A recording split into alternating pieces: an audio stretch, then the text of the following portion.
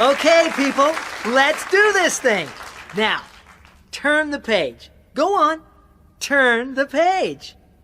What do we have here? I'll tell you what we have here. The most important part of this whole talk. That's what we have here. If you only take one thing from today, let it be this. Read the top. Read it. What does it say? It says, sell your way to success. That's right. It's all about selling. You know the product, but can you sell it? Can you sell it? Well, let's learn how. Step 1. Get their attention. Get their attention. Vital. And how do you do that? As soon as they open the door, smile. Give a big smile. Always smile. I want to see you people smiling. Come on, smile. Good. That's rule 1. Rule 2. Get straight to the point. Say who you are and what you have for them.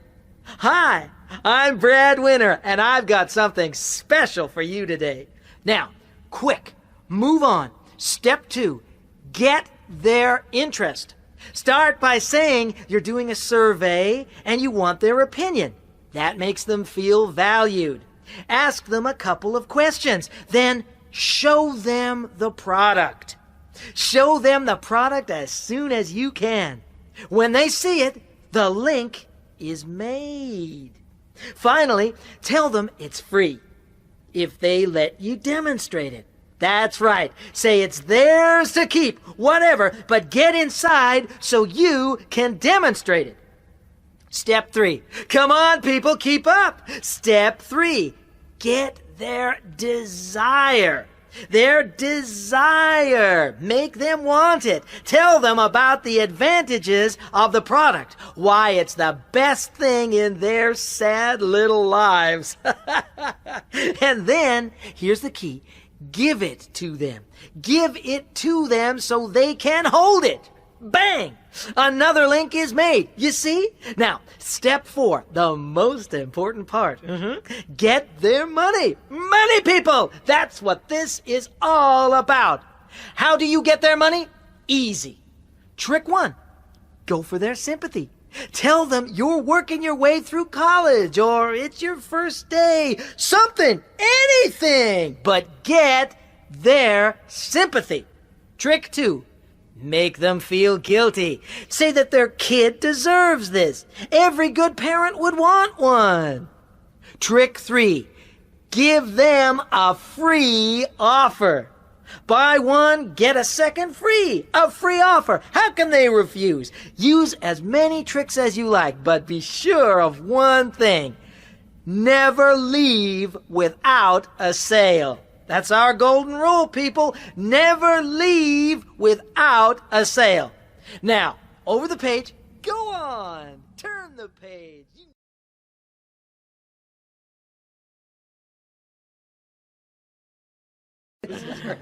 What about you, Tina? Have you got a story about a journey you remember? Yes, I have, actually. There's one journey I'll never forget. Oh, really? Right. Tell us about it. It was about 6 years ago. I was going to Hong Kong from London. The flight was early in the morning, so the night before, I stayed in a hotel near the airport.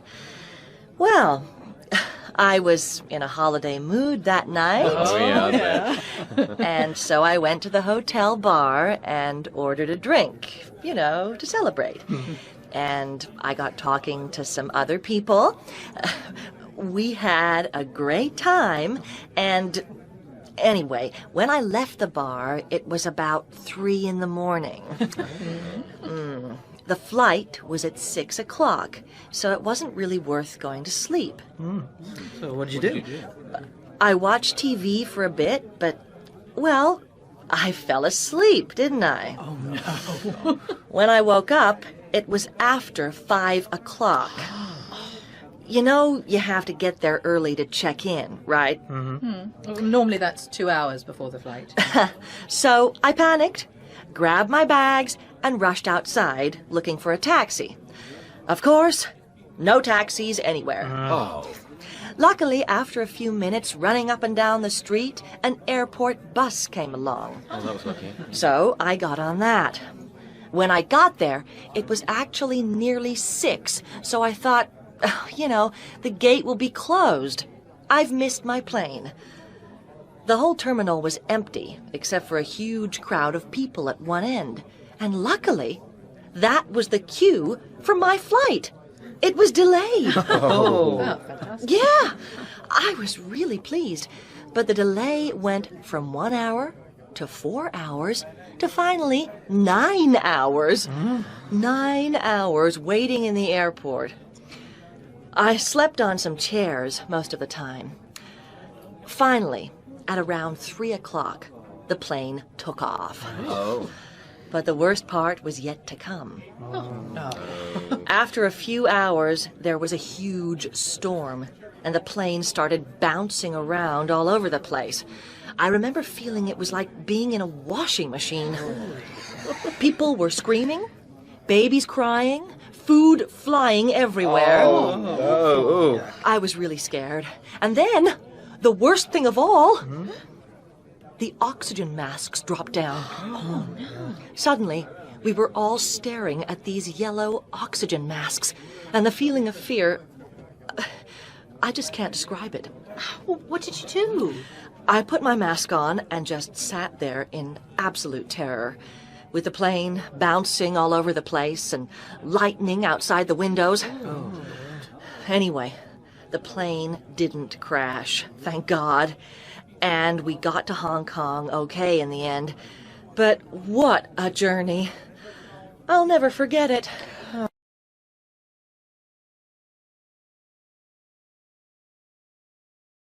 And welcome once again to People Today. Now it's time for our Eye on the World section with Mark Perkins. Mark? Thanks, Anna. Yes, in tonight's Eye on the World, we go to Japan. Now, everyone knows people in Japan work long, hard hours. But just what do people do in their free time? Well, we did a survey of leisure activities in Japan, and here is the top 10. In first place is eating out. As you can see, eating out is by far the most popular free time activity. In second place comes, wait for it, driving. Yes, it appears Japanese people like nothing more than driving around cities and into the countryside in their free time. It may seem strange to you and me, but there you are. Next, in third place, is travel within Japan. To all those lovely temples and gardens, I guess. Fourth is, guess what, Anna? I have no idea. Karaoke, of course. Lots of people enjoy singing along with their favorite songs. Then, in fifth place, we have watching DVDs and videos, followed by listening to music. But just look what we have here in seventh place. Trips to museums and zoos. Then way down in eighth place comes going to bars, and after that, gardening. I guess not so many people in Japan have gardens. And finally, in 10th place, we have playing the lottery. And who wouldn't want to win lots of money? Back to you, Anna. Thanks, Mark. Now, let's go to see what's happening.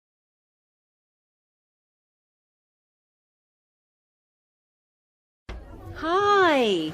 Thanks for coming. It's great to see you. Come in. Now, let me tell you about my friends. Over there, that's my best friend, Susan. Can you see her? She has long black hair, quite tall and slim.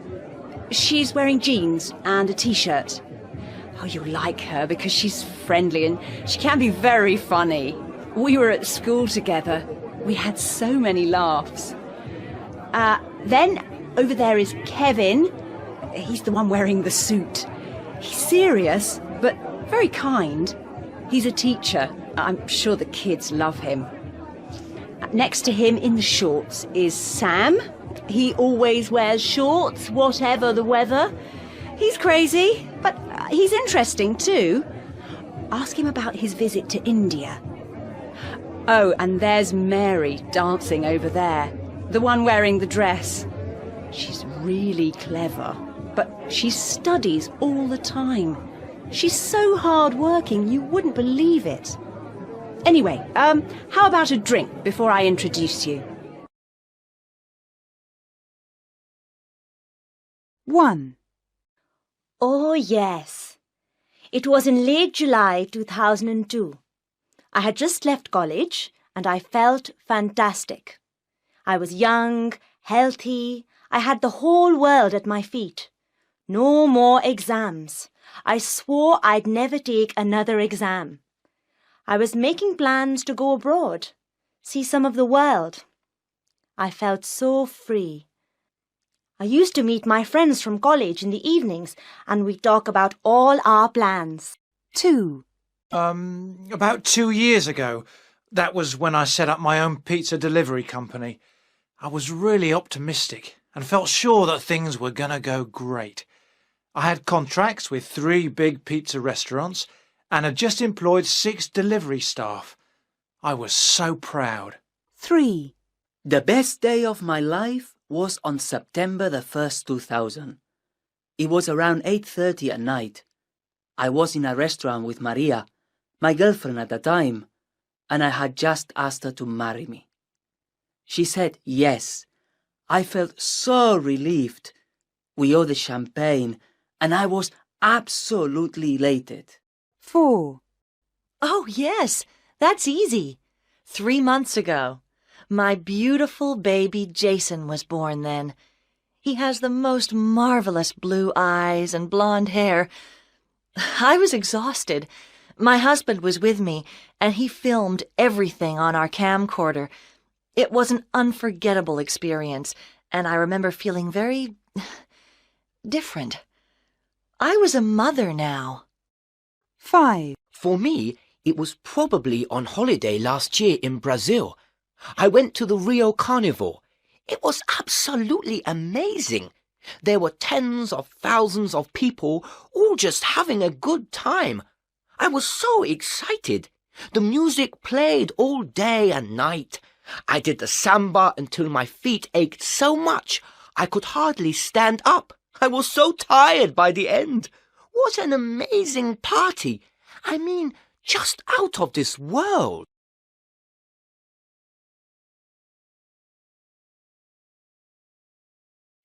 Thank you, Kevin Edwards, for that short speech.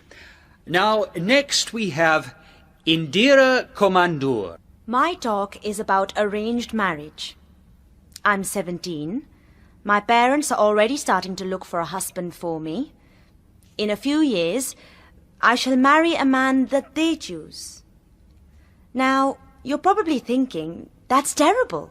How awful. But I don't think so, and I'm going to explain why.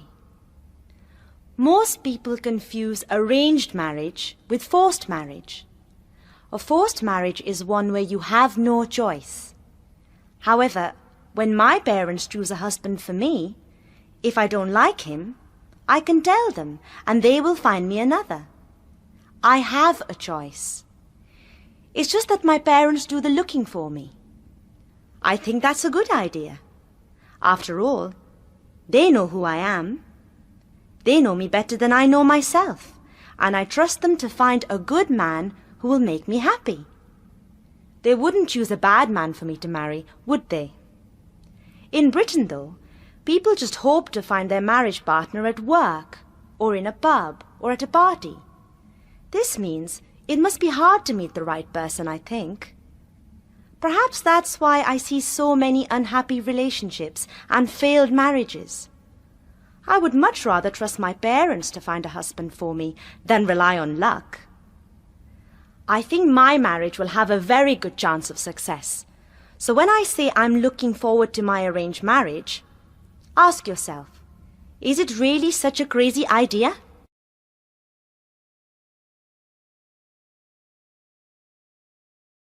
Hello and welcome once again to What's Cooking, the program that shows you the quick and easy way to cook tasty meals. Now, today I'm going to show you how to make mushroom risotto. This is an easy dish to make. First, heat 25 grams of butter in a saucepan.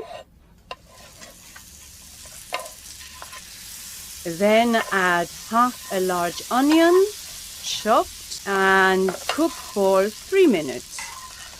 And next, add 300 grams of sliced mushrooms and continue to cook for 2 minutes. And now we are ready for the arborio rice. 350 grams. Stir it well. And next, you need some liquid. About a liter of vegetable stock, together with 150 milliliters of dry white wine. Add the liquid a little at a time. Keep stirring and gradually add more stock until the rice is cooked. And here's one I started just before the program began. Smells great already. And finally, we're going to turn the heat off, add 40 grams of grated cheese,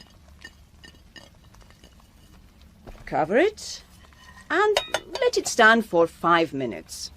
Okay, that's 5 minutes, so let's take a look at our risotto. And there you are, one perfect mushroom risotto. And next week, I'm going to show you one of my favorite desserts.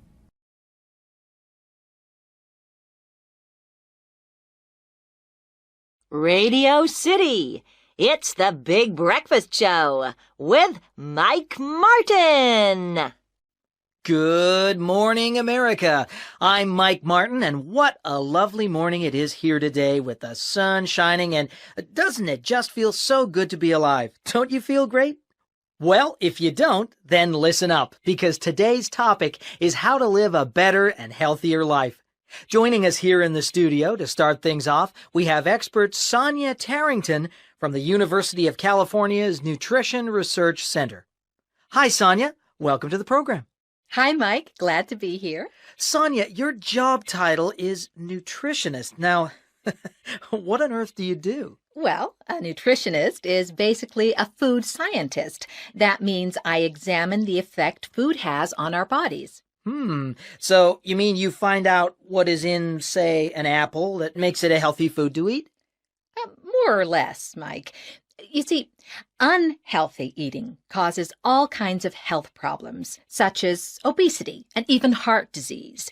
It's an area the government is very interested in now, as it has to spend millions of dollars every year fighting these problems. That's why programs like the University of California's Nutrition Research Center were set up. We hope to show people how to eat themselves to better health. Eat yourself to better health. That sounds too good to be true. Shouldn't we be dieting or something? Not necessarily. You really don't have to go on a diet to eat healthily. You can eat just as much as before, but by choosing the right combination of foods, then you'll become healthier. Great. Can you give poor slobs like me any details here, Sonia? Sure. The best thing you can probably do is add 1 extra vegetable to your main meal. Oh, and always cook vegetables by stir-frying. It's quick and easy, plus they keep their goodness. Great advice. And I guess people like me who tend to snack on chocolate and cakes should swap to, say, fruit and health bars instead, right? That's right. There's really no trick to it. It's just common sense. So why do people like you get such huge salaries? Only joking, Sonia. Seriously, though, the message is keep away from fries and burgers? Yes, and red meat.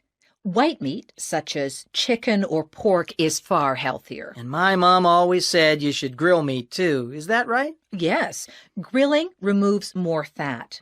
You see... And what about fish? My mom always made us eat fish on Fridays. Was she right? I hated fish. Your mom was right again, Mike. At least once or twice a week you should eat fish. It's full of goodness and very easy to digest. Okay then, Sonia. So, are you telling us that lots of fresh fruit, veg, and healthy things like that will make us live longer? Well, the statistics suggest yes. You'll live a longer and healthier life. In fact, some research shows that eating more fruit and vegetables can reduce your risk of cancer by as much as 20%. Amazing. Well, we'll be back with Sonia right after the ads.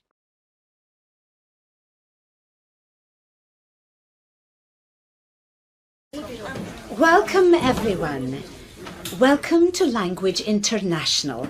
My name is Mrs. Watson, and I am the Centre Manager. I hope you will all have a wonderful stay here with us. This is Miss Jones, who is our Director of Studies. Miss Jones, would you please say a little about the weekly timetable? Hello, everyone.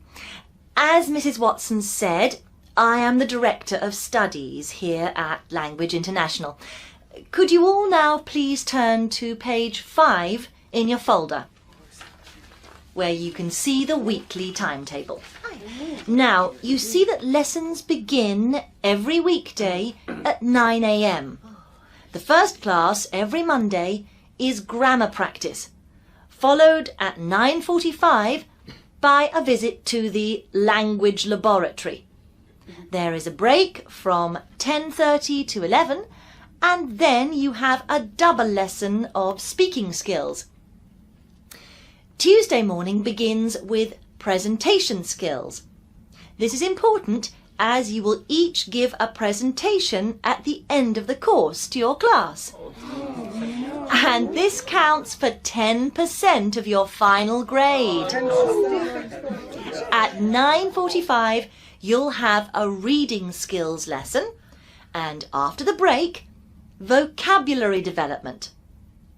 In the afternoon, starting at 1:30 p.m, you'll go to the library. In the library lesson, you can read, watch a video, or practice grammar.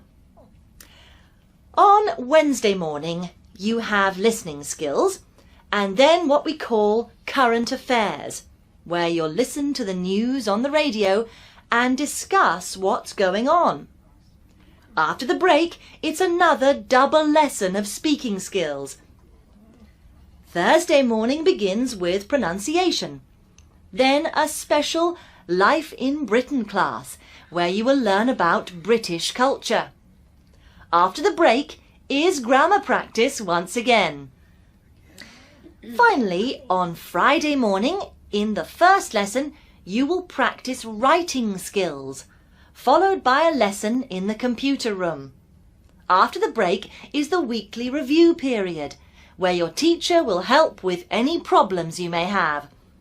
Oh, and don't forget you can study on your own in the library every weekday from 3:30 to 6 p.m. as well, if you wish. Thank you, Miss Jones.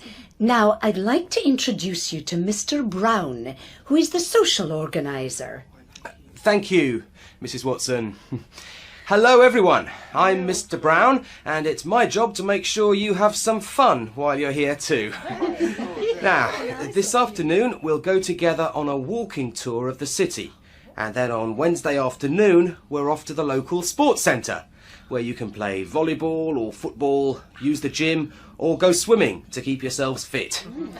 And on Friday afternoons we have a film club. This week's film is Spider-Man.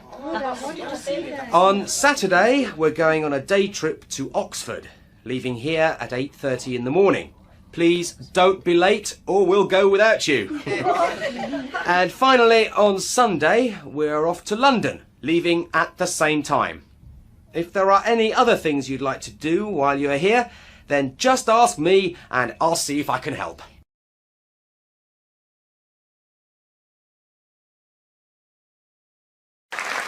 And welcome back to this week's Celebrity House Challenge. Now, this is the moment you have all been waiting for, as once again we go with Tina for a look inside a celebrity's home. Thank you, David. And welcome to all you viewers out there.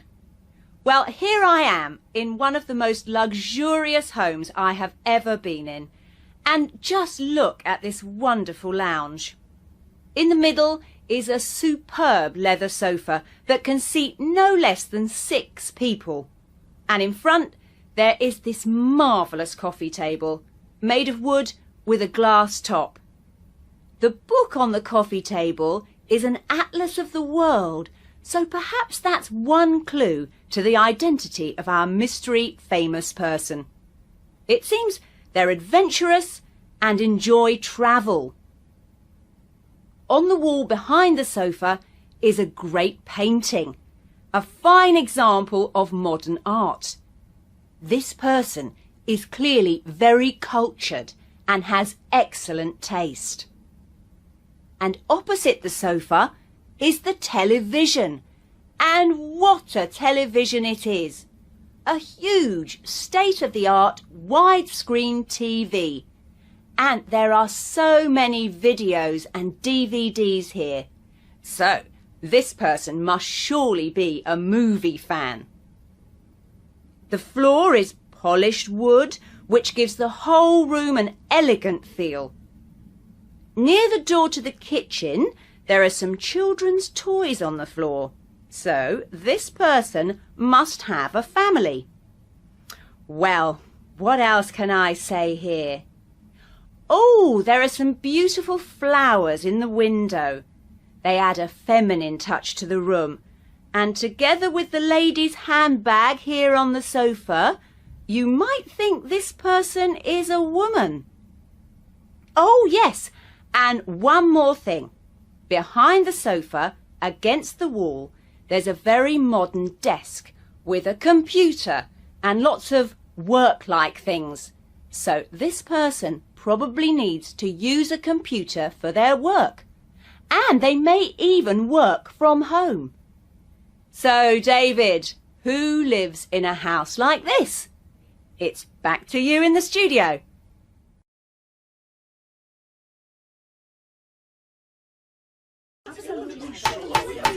Order! Order!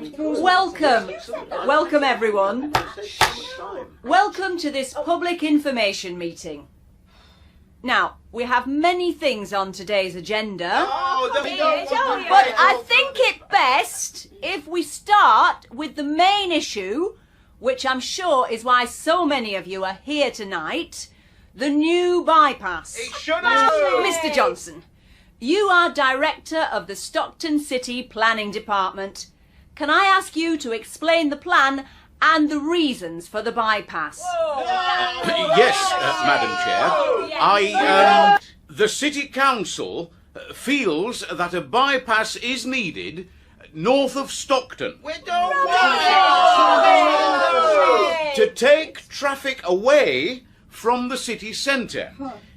As you all know, there are just too many cars and lorries driving through Stockton. Now, I know local residents may not like the idea, but the best place for the bypass is through the Lee Valley. There is simply no alternative. The Lee Valley is close to Stockton, the ground is ideal for road building, and it is the cheapest option we have. Order! Thank you, Mr. Johnson. Now, may I ask Sarah Wilson, the leader of the Save Lee Valley group, to explain the objections. Thank you, Madam Chair. We residents of Lee Valley strongly object to plans for the bypass going through our countryside. The Lee Valley is the most beautiful, unspoilt area in the region. We mustn't destroy it forever. We must preserve it. What's more, it's an important historical site too. There are many ancient Roman remains here that the bypass would completely destroy. And finally, Madam Chair, we residents do not want 20,000 vehicles a day passing our homes. This would cause too much pollution. The plan is totally unacceptable. Order! Thank you, Mrs. Wilson. Now, are there any questions?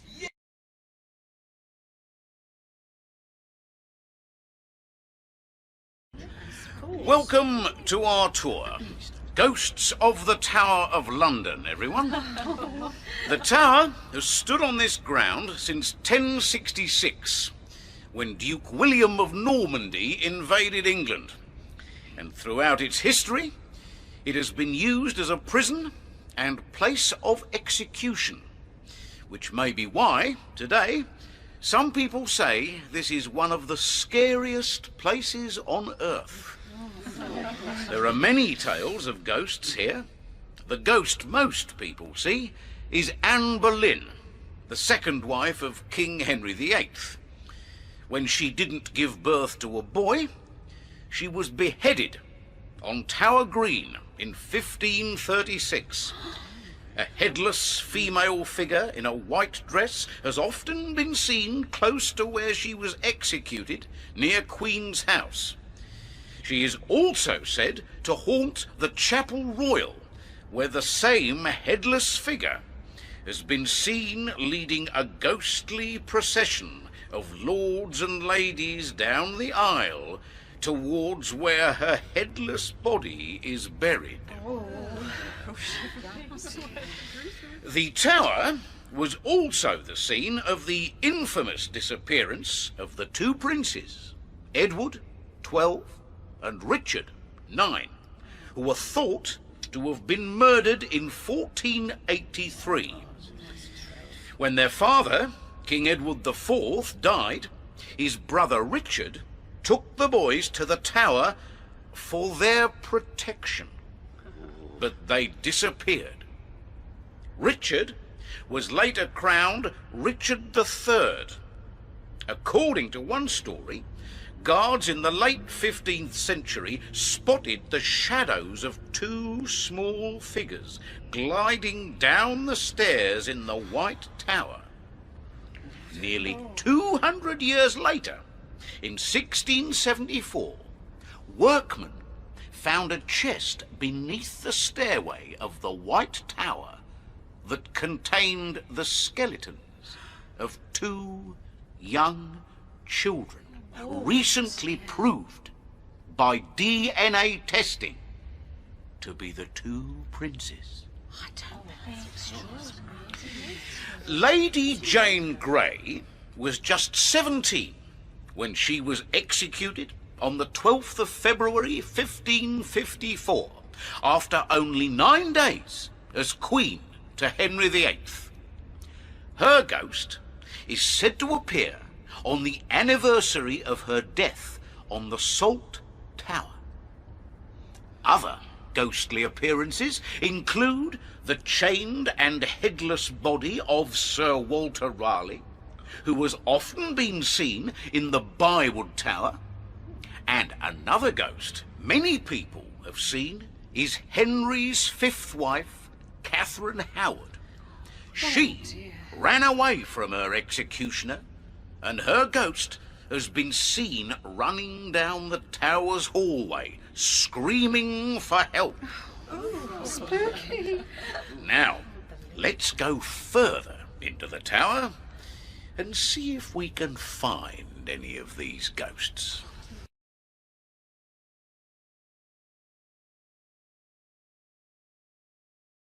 Okay, quiet please. Can everyone hear me? Welcome to the Thames Barrier.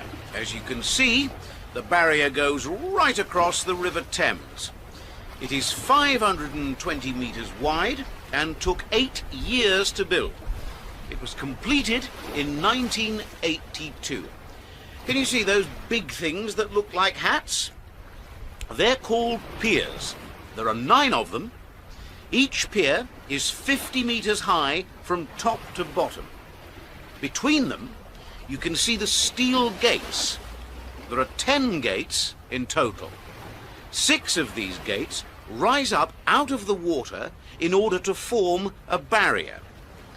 The 4 largest of these steel gates are 61 metres wide and weigh 1,500 tons each. When they're not in use, these gates lie flat in concrete sills on the river bed. Down there also are 2 service tunnels. When there is a danger of flooding, these 6 gates are raised to form a barrier between the piers. When raised, each is as high as a 5-storey building. The other 4 gates are smaller, and they are lowered into the water. On the front of each pier are some navigation lights. A red cross means the gate is closed, and a green arrow means it's open. The gates are powered by electricity. The power packs are immediately below the steel roofs, inside the hats. The Thames Barrier protects London from flooding. This is necessary because every 100 years the water in the river rises 75 centimetres. This is due mostly to global warming, but also in part because the south of England is sinking slowly. But the rising water level isn't the main threat. The main danger of flooding comes from sudden big waves that come in from far out to sea. These are called tidal surges. So far, the barrier has protected London against flooding nearly 70 times. 750,000 people living in London are in danger from flooding, so it's very important to them. It wasn't cheap. It cost over £535 million to build. But this is a lot less than it would cost to repair any damage to London if the city was flooded. Now, are there any questions?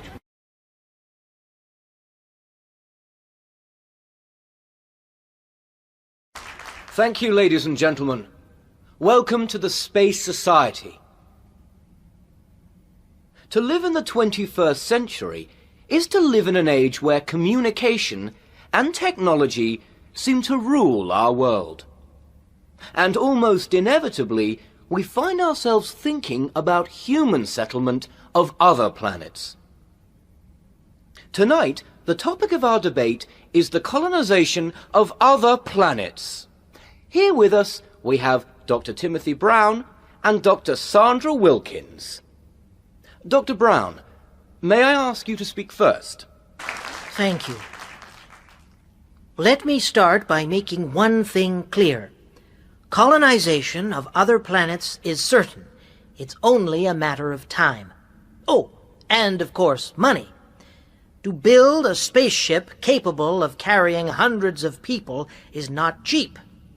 However, once built, all a spaceship needs is enough fuel, food, water, and oxygen, and colonization becomes a reality. I see 3 steps to colonization. First, we need to know how to live in space. And, thanks to the International Space Station, this step is already achieved. The next logical step is to establish a colony on the Moon, and then step 3 on Mars, our nearest planet.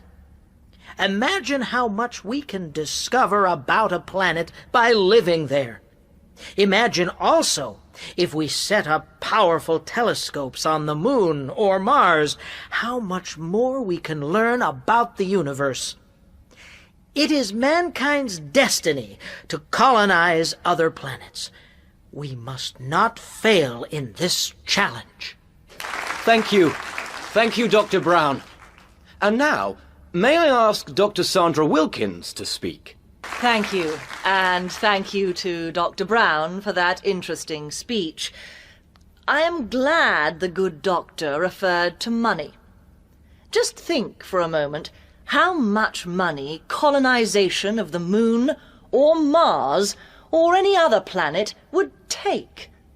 Billions and billions and billions of dollars to put a handful of people on a dead planet.